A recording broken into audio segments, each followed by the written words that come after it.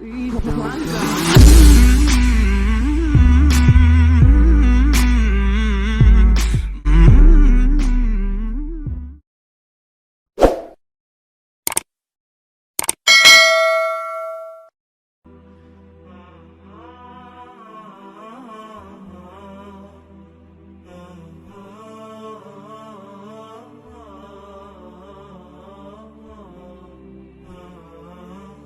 same God, yes. We are praying to peace, so we can all pray together. Yeah. We're praying to the same God, so I think it's no problem.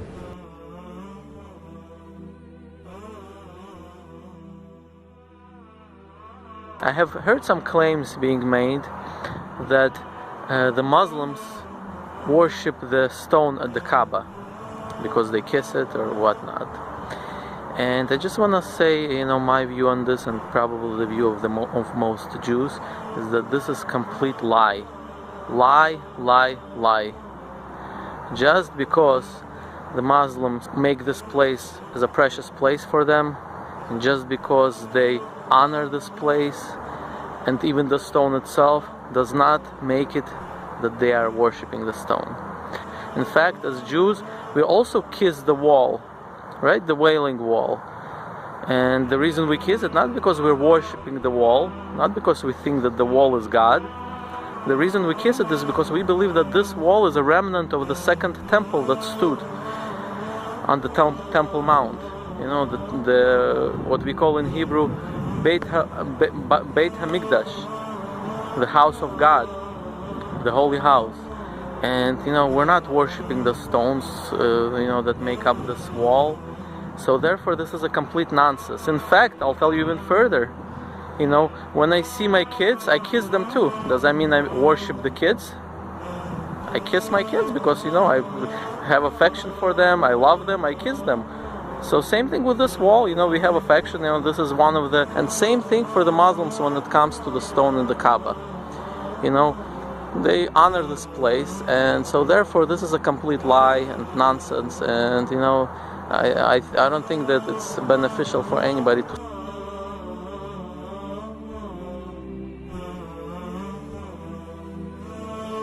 Just comes out on Sunday morning.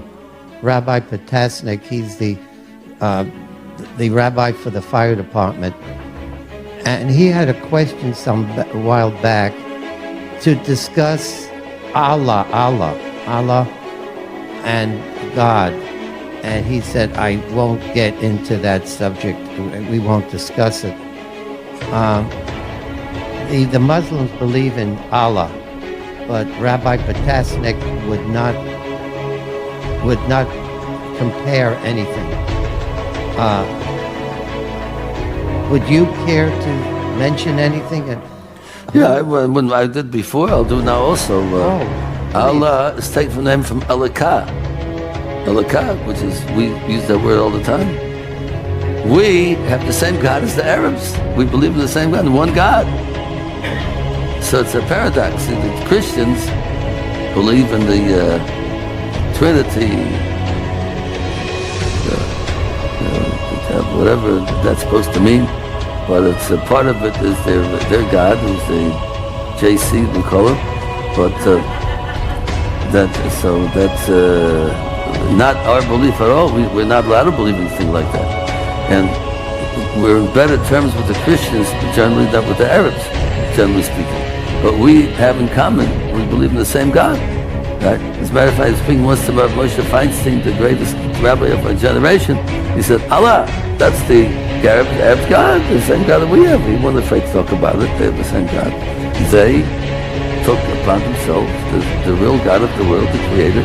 They also believe in the Old Testament because they have their own Quran, what they believe in. I don't know what that says over there exactly. Just like the Christians have the New Testament, they have their New Testament called Quran, but they believe in the Old Testament too. And they change. The key is that when Muslims go on a hajj, which in the Islamic faith, every Muslim is required to do that if they're able to financially and physically. If they're able to, they're required once in their lifetime to go to Mecca on this hajj. They're not going there to worship a kid, or worshiping the Kaaba, which means kid. they are worshiping one God, and they are shouting the name La ilaha illallah. So the answer to the question is that the Kaaba was a place of idol worship until the advent of Islam. And the people who are Muslims worship one God and they worship no other, and that is the most central thing of Islam. In fact, you don't accept that there is one God and no other, and that God is Allah. And every Muslim believes that Abraham was a prophet of blessed memory. Every Muslim believes that Yitzhak was a prophet of blessed memory. Every Muslim believes that Yaakov was a prophet of blessed memory. Every one of them did. And there are disputes among Muslims on fine points, but there is no such thing as a Muslim who does not believe in the Quran. Okay? So therefore, yes, the Kaaba was transformed from a place of idolatry into a place of worshiping one God. And therefore, they're not worshiping idols going to the Kaaba, they're worshiping one God. And that's what they're expressing in their pilgrimage. The position of Jews in the Muslim world was better overall than in the Christian world. In fact, overall, the position of Jews in Islam was the best that was available in the pre-modern world. The truth of the matter is that Jews and Muslims always had a lot in common in terms of religion, culture, spirit, and civilization. It would benefit both communities to learn more about one another and work toward pooling our resources and experiences so we can build a better world for ourselves and for the larger communities in which we live.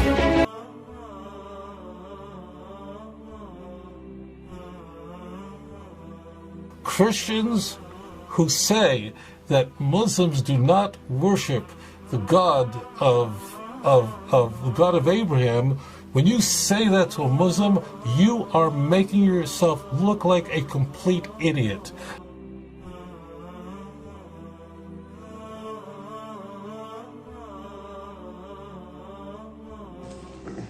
So when talking about a common heritage, in our Jewish literature we are taught that there is such a thing as a common faith, a fundamental religion which all men are born into. And this is a basic faith which is obligated on all mankind. In the past we've called it by different names, Yirei Shamayim, which means the fear of the people who have fear of heaven, Ger Toshav, or Bnei Noach, the children of Noah. Or during Hellenist times in Greek it was called Theosebea. And according to the school of thought of Rabbi Ben Mosig, this fundamental faith is also called by the name Islam. Some have suggested that this refers to the great number of non-Jewish believers who came to sacrifice the Qurban Shlamim in Jerusalem together with the Jews. Salamai, Muslimai, Muslimi. This could be a clear indication in our literature that Islam is an ancient religion dating back to the time of the Second Temple, or even earlier. And if Islam's roots, if the roots of Islam are the same as what we call Bnei Noach, then for us it is much older. This is the religion of Noah, this is the religion of Adam himself. The closeness of Islam and Judaism has always been understood by biblical scholars until recent years. They introduced ideas that Islam had something to do with worshipping the moon, rocks, or some asteroid that fell. But devout Jews know that this is not true. It's a fact of Jewish law that we believe that Muslims are perfect monotheists. They worship the same God that we do. They worship the same God that we do.